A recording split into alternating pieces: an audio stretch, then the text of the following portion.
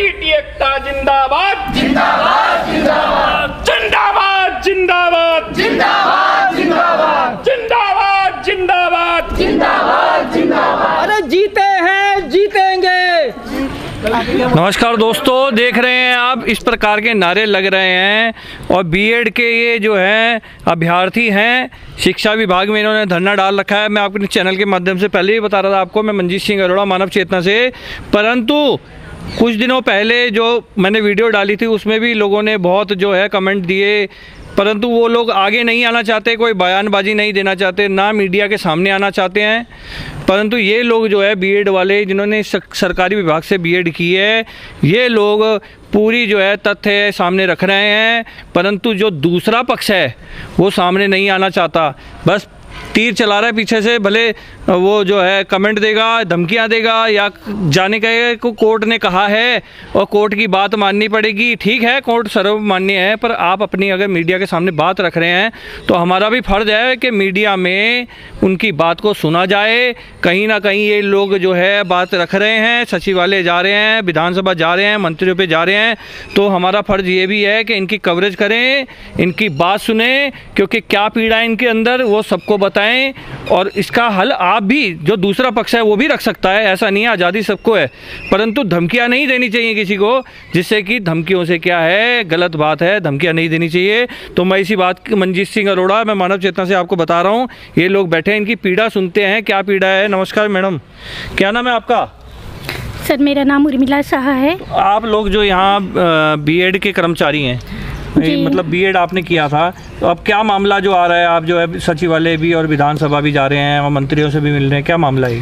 Sir मामला यही है कि जब एनआईएस टीटी में बैठने के लिए वैलिड ही नहीं था, तो उनसे किस बेस पे उन्होंने टीटी कर दिया और किस बेस पे वो अंदर होना चाह रहे हैं। तो वो लोग ये कह रहे हैं कि जी अदालत का आ रखा है निर्णय, कोर्ट की अवहेलना हो जाएगी, हम आपके ऊपर ये कर देंगे। पत्रकारों को भी धमका रहे हैं, कहीं ना कहीं पत्रकार अगर आपकी खबर लगा रहे हैं तो उनको भी धमकाया जा रहा है। उनके पास भी ऐसे ऐसे फ़ोन कर रहे हैं ये लोग कि हाँ जी अब कोर्ट की अवहेलना है, तुम्हारे ऊपर ये लगवा देंगे, तुम्हारे ऊपर ये लगवा देंगे। तो ये क्या, ये मीडिया के जो है जो स्वतंत्रता है उसको वो भी दबाया जा रहा है कहीं ना कहीं, मैं मानता हूँ। तो खुद भी नहीं आ रहे आगे, और खुद भी मैंने उनको 2 बार कहा आ जाओ भैया आगे, बयान तो दो, तुम्हारी जो भी पीड़ा है तुम बताओ। तो क्या लगता है आपको अब जो है आपका क्या स्टेप रहेगा और क्या करना चाहिए सरकार को? सर हमारा स्टेप ये है कि अगर सरकार नहीं सुन रही तो हम आज इसीलिए यहाँ पे सब लोग इकट्ठे हुए हैं कि हमें महा आंदोलन करना पड़ेगा। तो फिर जो है जिस प्रकार से इनकी पीड़ा चल रही है, मैं ये नहीं कहता ये सही है गलत है, ये तो इनके लोग हैं जो पीड़ा से गुजर रहे हैं कहीं ना कहीं। तो विभाग भी इनके लिए क्या करना चाहता है, क्या करेगा, वो बाद की बात है, पर जो इनकी पीड़ा है अंदर जो जूझ रही है, जिस प्रकार से इन्होंने जो है प्रदर्शन किया है, जिस प्रकार से ये प्रदर्शन कर रहे हैं, एकत्र हो रखे हैं ये लोग, इनके अंदर की पीड़ा जांचते हैं क्या मामला है। तो मैडम आपका नाम क्या है? सर मेरा नाम नीतू गर्ग है। तो आप जो जिस प्रकार से आपने यहाँ से बीएड किया, अब आपको अपने आप को छला हुआ महसूस क्यों कर रहे हैं? सर छलावा इसलिए महसूस कर रहे हैं क्योंकि निर्णय हमारे पक्ष में नहीं आया। तो क्या मतलब आपको क्या लगता है कि आप भी कोर्ट में जा सकते हैं? जी कुछ सर ये अभी पूर्ण रूप से स्पष्ट नहीं हुआ है कि डीएलएड वालों का, एनआईएस वाले जो उनका किस नियमावली के आधार पर सिलेक्शन होगा, लेकिन जब तक नियमावली के आधार पर उनका पूर्ण रूप से नहीं पता चल पाएगा, हम आंदोलन अपना जारी रखेंगे।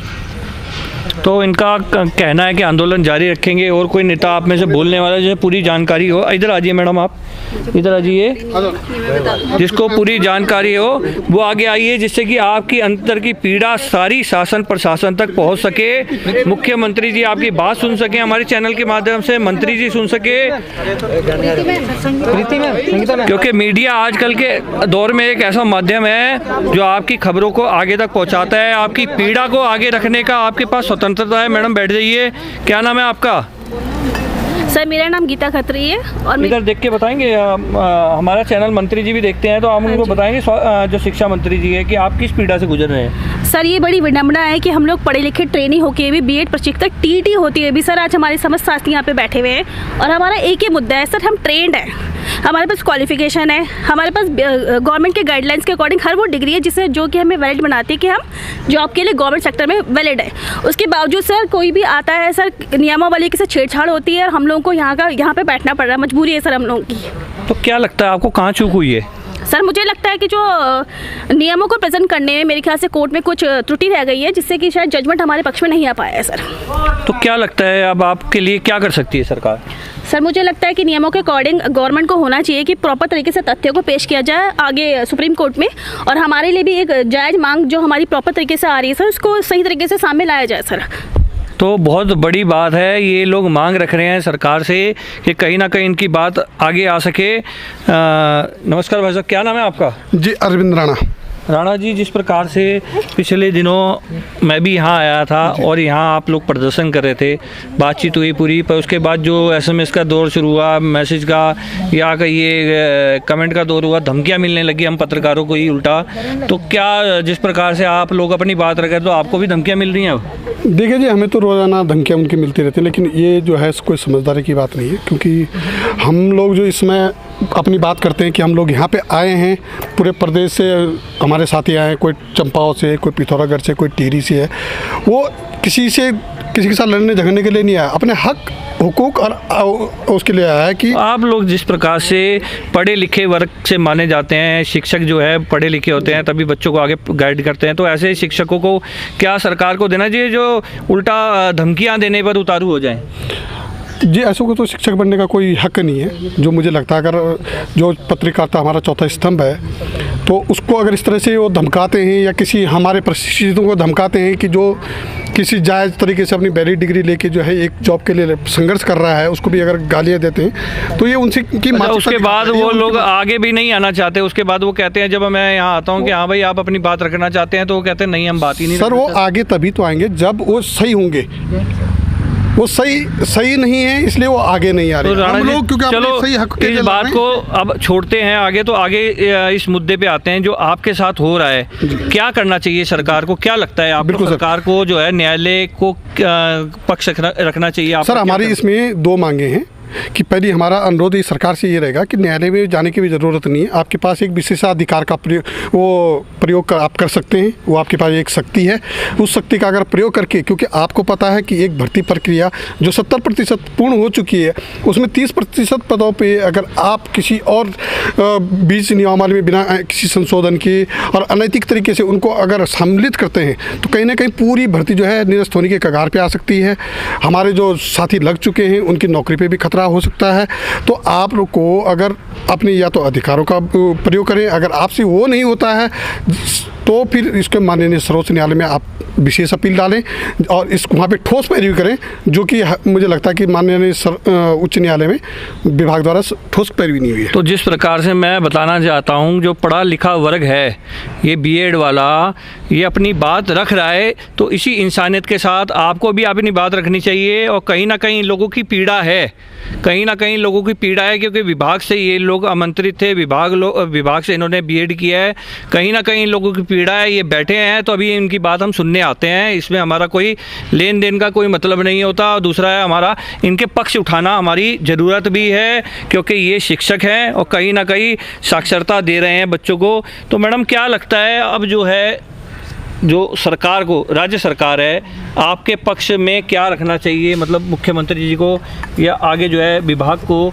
न्यायालय से क्या मांग करनी चाहिए आपकी? सर सरकार को एक अपने विशेषाधिकारी का प्रयोग करते हुए पहले हम लोगों के बारे में भी देखना चाहिए, जो इतने दिन से हम लोग इंतज़ार कर रहे थे। 14 साल का हमारा एक लंबा संघर्ष है, हम इंतज़ार कर रहे हैं, और जो उम्र पार करने वाले हमारे भाई हैं, बहनें हैं, उन्हें पहले मौका मिलना चाहिए।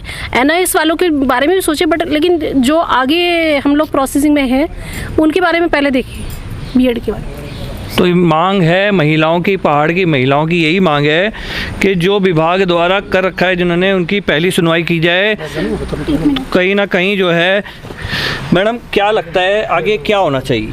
सर मैं ये बोलना चाह रही हूँ कि जैसे एनआईयूएस डीएलएड है तो बहुत सारे एनआईयूएस डीएलएड वाले ऐसे भी हैं कि जिन्होंने ये प्राइवेट स्कूल के लिए सिर्फ इसलिए वैलिड था कि ये प्राइवेट स्कूल में पढ़ा सकें, न कि इनको ये नहीं था कि ये गवर्नमेंट के लिए अप्लाई करें। और जो एनआईयूएस ऐसे है कि बहुत ज़्यादा उसमें ऐसे भी विद्यार्थी हैं कि जिन्होंने स्कूल में पढ़ाया ही नहीं और एनआईयूएस से डीएलएड की डिग्री ले ली। तो आरोप कहीं ना कहीं लगते नज़र आ रहे हैं। बीएड वाले कह रहे हैं डीएलएड जो बीएड एनआईयूएस है या डीएलएड एनआईयूएस है उसको कहीं ना कहीं जो है उनके ऊपर इल्ज़ाम लगाए जा रहे हैं। पर ये जो है इनका पक्ष है, ये रख सकते हैं और पक्ष रखने के लिए हर कोई स्वतंत्र है।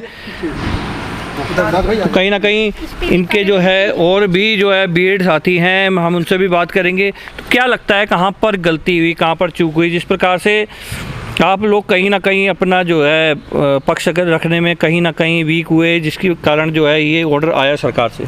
सर नमस्कार, पहले मैं बीएड टीटी महासंघ का महासचिव रास्ता हूँ और देखिए हमने अपना पक्ष रखने में कहीं कोई कमी नहीं छोड़ी है और सरकार को पता है एक्चुअल में कि चीज़ें चल क्या रही हैं। ये बात ये हो गई है कि जो एनआईएस का डीएलएड है वो पहले केवल प्राइवेट स्कूल में जो पढ़ा रहे थे उनको केवल प्रशिक्षित करने की बात थी। उसमें उनको ये अधिकार नहीं दिया गया था कि वो जो हैं सरकारी स्कूल में पढ़ाने के लायक होंगे, ठीक है। क्योंकि हमारे पास उत्तराखंड में रेगुलर डाइट है और रेगुलर डाइट में 60,000 लोगों में से 650 लोग जो है वो टीटी पास करके आते हैं और एग्ज़ाम पास करके आते हैं, तब जाके प्राथमिक में शिक्षक बनते हैं। तो क्या लगता है अब जो सरकार कह रही है कि इन लोगों को लिया जाएगा साथ में, तो क्या लगता है कि आप लोग अब क्या आपका अगला स्टेप क्या होगा? सर एक्चुअल में अगर ये लोग लिए जाते हैं तो हम तो अभी तक शांतिपूर्वक धरना प्रदर्शन कर रहे हैं और अगर ये लोग लिए जाएंगे तो उग्र प्रदर्शन होगा। उसके बाद जो भी काम होगा वो सरकार के हित में नहीं होगा कहीं ना कहीं से। तो कहीं ना कहीं जो है ये लोग प्रदर्शन करने के लिए तैयार हैं आगे, पर जो सूत्रों की माने तो न्याय विभाग इसमें कहीं ना कहीं हस्तक्षेप कर सकता है। तो क्या लगता है आपको न्याय विभाग क्या करेगा आपके? देखिए सर, न्याय विभाग तो वही करेगा जो सरकार चाहेगी। हम लोग तो केवल बेरोजगार हैं और बीएड टीटी प्रशिक्षित हैं। हम तो केवल अपनी मांग मनवाने के लिए एक संवैधानिक अधिकार के अनुरूप ही काम कर सकते हैं और असंवैधानिक हमने कभी सीखा ही नहीं है। बीएड टीटी महासंघ का ये इतिहास है।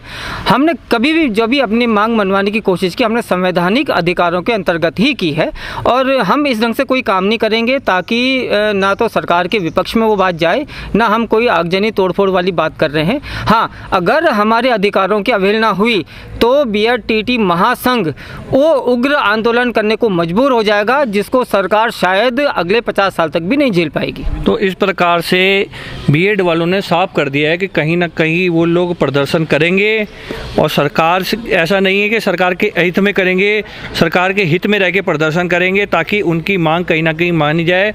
और मैं डीएलएड इन लोगों से भी कहूँगा जो बीएड जो एनआईयूएस वाले हैं कि शांतिपूर्ण तरीके से आप भी अपना काम करें। आप भी अगर बयानबाजी करना चाहते हैं तो सामने आइए, बयान करिए, उसमें कोई दोहराए नहीं है। परंतु अगर किसी प्रकार की अब जो है धमकियां दी जाती है तो इस पक्ष में किसी को बख्शा नहीं जाएगा और तुरंत इस पर कार्रवाई की जाएगी, क्योंकि सरकार द्वारा जो है पत्रकारों को भी कुछ हित दिए गए हैं, उसमें कहीं ना कहीं आप भी आगे लपेटे में आएंगे। सर ऐसा है कि संवैधानिक अधिकार में वही लड़ेगा जो बिल्कुल नियमावली के अकॉर्डिंग होगा, जो संविधान के दायरे में होगा।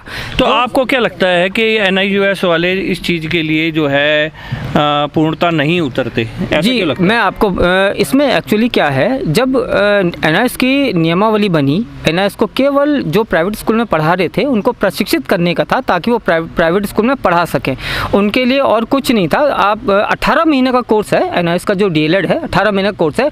अगर हम सैटरडे संडे गिने तो 72 दिन निकलते हैं। वो 72 दिन के प्रशिक्षित हैं। लेकिन जो रेगुलर डाइट है वो 2 साल का रेगुलर डाइट है, 2 साल पूरी ट्रेनिंग करते हैं, उसके बाद जाके निकलते हैं। और बीएड जो प्रशिक्षित हैं जैसे हम लोग हैं, हम 1 साल की पूरी ट्रेनिंग करते हैं, अब 2 साल पूरी ट्रेनिंग होती है। अभी तक एनआईएस के डीएलएड को टीटी में बैठने की भी परमिशन नहीं है। टीटी अनुभाग ने उनको अभी तक बैठने का परमिशन दी ही नहीं है। फर्जी तरीके से इन लोगों ने टीटी पास किया है। और अभी जो हाई कोर्ट से निर्णय आया है वो निर्णय बहुत ही असंवैधानिक है। वो निर्णय इस ढंग से आया है जैसे कि किसी ने इनको प्रेशराइज किया हो वो निर्णय देने के लिए, वरना ये निर्णय कभी नहीं आता। तो जिस प्रकार से कहीं ना कहीं कोर्ट का ऑर्डर उनके पास आया है, तो कहीं ना कहीं से जो है कोर्ट उनकी बात मान रही है, तो क्या लगता है आगे भी आप भी कोर्ट में जा सकते हैं? बिल्कुल, हम कोर्ट में जाएंगे। अगर निदेशालय से या सचिवालय से या मंत्री जी हमारी बात को नहीं सुनते हैं, हमारी मांगों को नहीं मानते हैं, तो हम सुप्रीम कोर्ट में जाने के लिए बिल्कुल तत्पर हैं। हमें उसमें कोई देरी नहीं लगेगी, लेकिन हम फर्जी तरीके से बैकडोर एंट्री नहीं होने देंगे अपने प्राथमिक शिक्षक भर्ती में। तो कहीं ना कहीं शिक्षक जो है अड़े हुए हैं, उन्होंने कहा है बैकडोर बिल्कुल भर्ती नहीं होने देंगे अब जो हो रही है, और कहीं ना कहीं ये मामला उलझता नज़र आ रहा है, जबकि कोर्ट ने इसमें साफ कह दिया है। परंतु अभी तक मेरे पास कॉपी नहीं आई है इसकी, पर जो है NIUS वालों का कहना है कि हमारे पक्ष में मामला है। परंतु कहीं ना कहीं यहाँ जो शिक्षक है, जो BEd वाले हैं सरकारी, वो भी अपनी बात पे अड़े हुए हैं और मामला कहीं ना कहीं उलझ सकता है। धन्यवाद मंजीत सिंह अरोड़ा, धन्यवाद मानव चेतना से, धन्यवाद। अच्छा मंजीत भैया,